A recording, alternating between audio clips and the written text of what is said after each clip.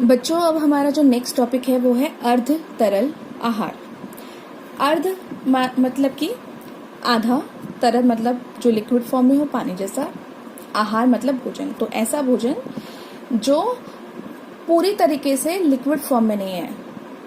तो जो अर्ध तरल आहार है उसमें हम पूर्णतः तरल आहार की तरह ही तरल पदार्थों का प्रयोग करते हैं, परंतु ये थोड़े गाढ़े रूप में होते हैं। अर्ध तरल आहार को हमें चबाने की आवश्यकता नहीं होती और ये आसानी से पच भी जाते हैं। अब कब दिया जाता है अर्ध तरल आहार? तो जब रोगी की स्थिति सुधरने लगती है तब हम रोगी को पूर्णतः तरल आहार से अर्ध तरल आहार पर ले आते हैं। क्यों दिया जाता है? जब रोगी ठोस आहार को निगलने और दांतों से चबाने में असमर्थ होता है तब हम उसको अर्ध तरल आहार देते हैं। कब तक तथा कितने दिनों तक हमें इसको देना चाहिए? तो हम कई दिनों तक रोगी को अर्ध तरल आहार दे सकते हैं, क्योंकि इसे पौष्टिक रूप से पूर्ण बनाया जा सकता है। हमने पढ़ा था कि पूर्णतः तरल आहार को हम 2 या 3 दिन से अधिक नहीं दे सकते। क्यों नहीं दे सकते? हाँ जी, बिल्कुल सही जवाब दिया आपने बच्चों, क्योंकि हमने पढ़ा था कि पूर्णतः तरल आहार में पौष्टिक तत्वों की मात्रा बहुत कम या ना के बराबर होती है, तो हम उसको 2 या 3 दिन से अधिक नहीं दे सकते। लेकिन अर्ध तरल आहार में पौष्टिक तत्वों की मात्रा पूर्णतः तरल आहार के कंपैरिजन में काफी ज्यादा होती है और कुछ खाद्य पदार्थों को डालकर इसकी पौष्टिक मात्रा को हम और अधिक बढ़ा सकते हैं। इसलिए जब तक रोगी की स्थिति सुधरती नहीं है तब तक हम इसको अर्ध तरल आहार को रोगी को दे सकते हैं। तो कई दिनों तक, अगर उसको हफ्ता हो जाए, उसको 5-6 दिन हो जाए रोगी को रिकवर करने में अपने रोग से, तब तक हम इसको आराम से रोगी को दे सकते हैं। तो किस प्रकार से हम अर्ध तरल आहार में पौष्टिक तत्वों की मात्रा को बढ़ा सकते हैं?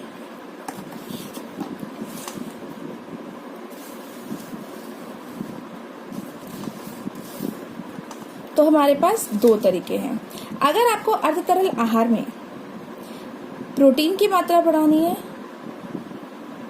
तो हम उसके अंदर क्या क्या डाल सकते हैं?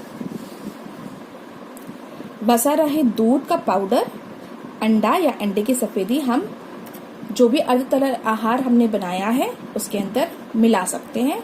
तो उससे हमारे जो भी खाद्य पदार्थ है उसमें प्रोटीन की मात्रा बढ़ जाएगी। अगर आपको कैलोरी की मात्रा बढ़ानी है अर्ध तरल आहार में तो आप उसमें ग्लूकोज, मक्खन या क्रीम मिला सकते हैं। तो कोई भी खाद्य पदार्थ जो आपका रेडी हो, अर्ध तरल आहार जो आपका रेडी होगा, और आप चाहते हैं कि उसमें मैं कैलोरी की मात्रा बढ़ाऊं, तो आप उसमें ग्लूकोज 1-2 चम्मच या मक्खन डाल सकते हैं या थोड़ी सी क्रीम मिला सकते हैं। तो आपके अर्ध तरल आहार में कैलोरी की मात्रा बढ़ जाएगी। तो आइए अब इसके बाद हम देख लेते हैं कि अर्ध तरल आहार के उदाहरण क्या क्या हैं, कौन कौन से ऐसे खाद्य पदार्थ हैं जिसको हम अर्ध तरल आहार में दे सकते हैं। दूध, सूप, साबूदाने की खीर, कस्टर्ड, सूजी की खीर और पतली दाल अर्ध तरल आहार के अंतर्गत दे सकते हैं। अब जो हमारा नेक्स्ट टॉपिक है वो है कोमल आहार। जैसे कि आप नाम से ही समझ पा रहे होंगे, कोमल मतलब सॉफ्ट, नर्म, तो आहार मतलब खाना। तो ऐसा आहार जो बहुत ही नर्म हो उसको हम कोमल आहार कहते हैं। कोमल आहार कब दिया जाता है? जब रोगी की स्थिति में काफी सुधार आ जाता है तब हम उसे कोमल आहार देने लग जाते हैं। क्यों दिया जाता है? जिन लोगों के दांत ना हो, जिनका पाचन संस्थान कमजोर हो, मतलब खाना पचाने में उनको थोड़ी दिक्कत हो रही हो, शल्य चिकित्सा से पहले तथा ऑपरेशन के बाद जो सामान्य आहार ग्रहण नहीं कर सकते हैं, उन लोगों को, उन रोगियों को हम कोमल आहार देते हैं। कब तक तथा कितने दिनों तक देना चाहिए? तो कोमल आहार हम कई दिनों तक दे सकते हैं या जब तक रोगी की स्थिति इतनी ना सुधर जाए कि वो सामान्य आहार खाने योग्य हो जाए, तब तक हम उसे कोमल आहार देते रहते हैं। कोमल आहार भी हम कई दिनों तक रोगी को इसलिए दे सकते हैं क्योंकि उसमें पोषक तत्वों की मात्रा और तरल आहार से भी ज्यादा होती है और कोमल आहार खाने के बाद व्यक्ति संतुष्टि फील करता है। मतलब उसका वो खाना खाने के बाद उसको लगेगा कि हाँ भाई मेरा पेट भर गया, तो उसकी सुधा संतुष्टि उससे हो जाती है। इसलिए हम कई दिनों तक व्यक्ति को कोमल आहार पर भी रख सकते हैं। जब हम कोमल आहार बनाते हैं तो हमें कुछ बातों का ध्यान रखना चाहिए। कौन कौन सी वो बातें हैं? तो कोमल आहार बनाते समय ध्यान देने योग्य बातें कौन कौन सी है? पहला है कि जब भी आप खाद्य पदार्थों को रोगी को देंगे तो उससे पहले उनको भली प्रकार गला लेंगे। गलाना क्यों है? ताकि जब रोगी वो खाद्य पदार्थ खाए तो उसके पाचन संस्थान पर कोई जोर ना पड़े, कोई प्रभाव ना पड़े। नेक्स्ट है, जब भी हम रोगी को कोमल आहार देंगे तो उसमें हमें ये देखना है कि रेशे वाली सब्जियां और जो फल अगर हम दे रहे हैं रोगी को तो उसको भली प्रकार से पहले गला लेंगे, फिर उनको अच्छे से छान लेंगे और उसके बाद रेशे को अलग कर कर जो हमने छाना है, छान कर रेशे को अलग कर लेंगे और फिर हमें रोगी को देना है। जैसे कि अगर हमें रोगी को कोई हरे पत्तेदार सब्जी देनी है, फॉर एग्जाम्पल आप उनको पालक देना चाहते हैं, तो पहले पालक को आप अच्छे से गला लेंगे, फिर आप पालक को छानेंगे और छान कर रेशा अलग कर देंगे और उसके बाद जो प्यूरी है वो हम किसी भी फॉर्म में अपने रोगी को दे सकते हैं।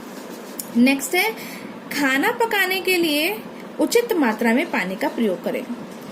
तो खाद्य पदार्थ को बनाने के लिए, कोमल खाद्य पदार्थ को बनाने के लिए, कोमल आहार को बनाने के लिए हमें उतने ही पानी को लेना है जितनी जरूरत है।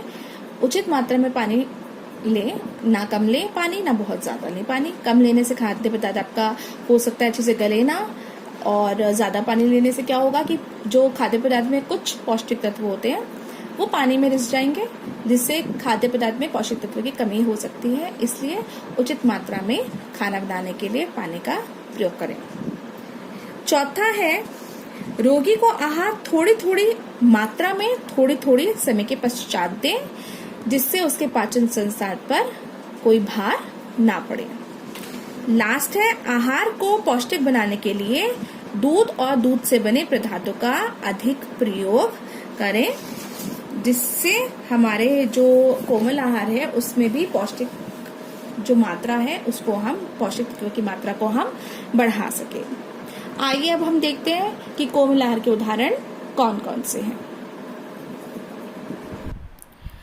खिचड़ी, दलिया, उबले हुए अंडे, उबले हुए चावल, खीर, केला, उबली हुई सब्जियां कोमल आहार के उदाहरण हैं।